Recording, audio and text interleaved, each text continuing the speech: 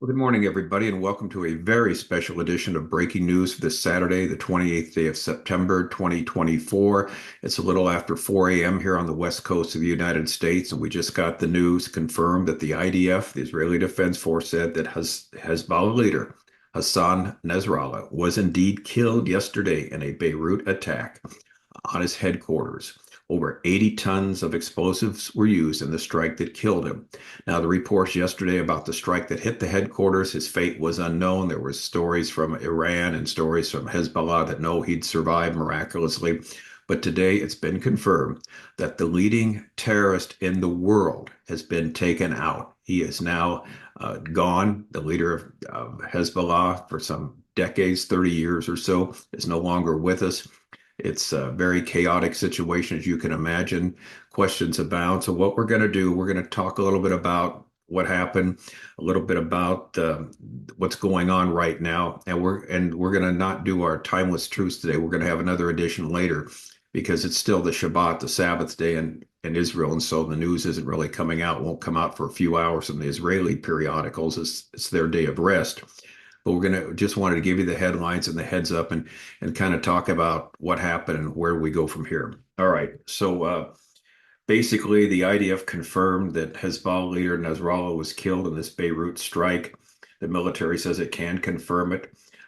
Today, they did this confirmation. Following precise intelligence from the IDF and Israeli security establishment, the Israeli Air Force fighter jets conducted a targeted strike on the central headquarters of the Hezbollah terrorist organization, which was located underground, embedded underneath a residential building in the area of Dahia in Beirut, the military said in a statement.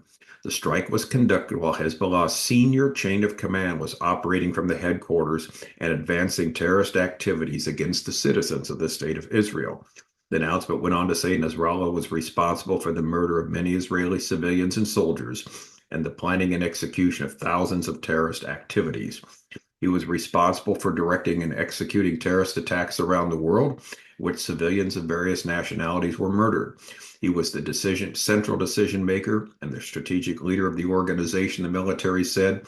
The IDF will continue operating against anyone who promotes and engages in terrorism against the state of Israel and its people. Chief of Staff Herzi Halevi said that more options remain on Israel's toolbox in the fight against Hezbollah. The message is clear. Whoever threatens Israeli citizens, we will reach in the north, south, and beyond, he said in a statement soon after the military confirmed Nasrallah's death. This strike was prepared over time and executed well and in a timely fashion. We're now moving on to the next stage. We are in peak readiness on all fronts, he said. The Air Force had prepared synchronized operations working around the clock to eliminate the senior members of Hezbollah whenever the opportunity presented itself, and it did yesterday. It's amazing what took place. Now, another story tells us over 80 tons of explosives were used in the strike killing Nasrallah. Over 80 tons of explosive, including bunker-busting bombs, were used to attack Hezbollah's command bunker in the strike that killed him, according to the IDF. Now, on another headline, Iran's supreme leader Ali Khamenei has been transferred to a secure location with heightened security measures in place. I would think so. This is a story from Dubai, the UAE. Iran's supreme leader Ayatollah Ali Khamenei has been transferred to a secure location inside the country with heightened security measures in place. Two regional officials briefed by Tehran told Reuters. Their sources say Iran was in constant contact with Lebanon's Hezbollah and other regional proxy groups to determine the next step after Israel announced that it had indeed killed Hezbollah chief Hassan Nasrallah in a strike in South Beirut on Friday. Now, what also is interesting, as third headline, there was an Iranian flight that was going to land in Beirut and made a U-turn after Israel said it had taken over the control of Beirut airport. Now, again, the reason this was done, these flights come in all the time, but they're, supposedly they're probably bringing civilians, but they're also bringing weapons. So Israel said, no, well, we'll have to take you out if you try and land. And so they didn't even land in Lebanese territory. So this is another huge story. And I remember it was yesterday that Netanyahu, this is so apropos. He spoke at the UN. He said, I have a message to the world. We are winning. And he had a warning there, if you recall, if you heard any of his message yesterday, which was brilliant, by the way. He said we can find anybody, any place, any time in the world. Israel can strike them, and he warned Hezbollah, amongst others. He talked about Hamas, he talked about Iran mainly, of course, but Hezbollah he mentioned, and he said they've been firing rockets and missiles from private homes, schools, and hospitals. Israel has no choice but and has every right to stop this. And this is exactly what we are going to do. Then a few hours later, the news hit that Hezbollah's headquarters in Beirut was hit, and Hassan Nasrallah was there, presumed dead. And we waited for hours and hours for the confirmation. It just came, overnight here in the U.S. that he is indeed dead. And so this is certainly Israel went a long way in stopping what's going on. Just a few hours after Netanyahu made this speech, Israel's been brilliant recently with all the taking out of Hania there, of course, in Iran with the taking out of these leaders just a week ago in Beirut, the leading command of Hezbollah's military force, and now they take out the leader there and other top commanders. They're amazing what they can do, and don't forget, what they did with the two devices there, the 2 straight days.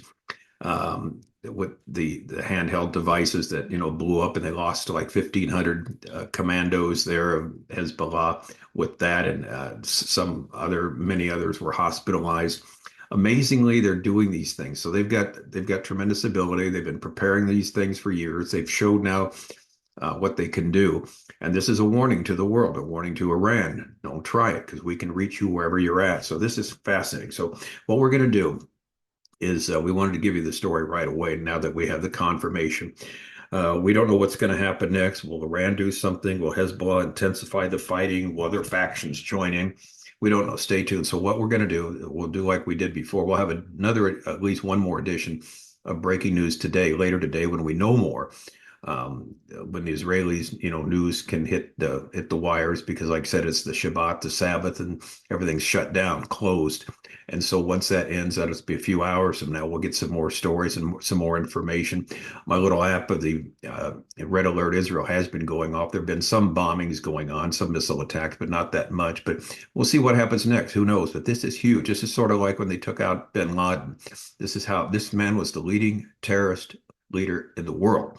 And it is incredible that they were able to get to him, reach him. And Israel was so brilliant because he was caught off guard, obviously, because Netanyahu's in the United States. So he thought, well, I'm okay here now. So he made a quick trip to the headquarters in Beirut. They knew he was there. And the rest, as they say, is history. So anyway, we'll be following this today. Pray. We don't know what's going to happen next, but we know this. Things are changing rapidly here in the Middle East, and Israel has shown that they're not going to lie down. They're not going to do any 21-day ceasefire. They're going to get the job done as they need to and rid the area of this scourge, Hezbollah. And we know from Scripture that's exactly what's going to happen, because by the time the Ezekiel 38-39 narrative comes around, there'll be peace in Israel's north. And that's not the case now, but it looks like it's going to be very soon. All right, I'm Don Stewart. Thanks again for watching. And as always, may the Lord richly, richly bless.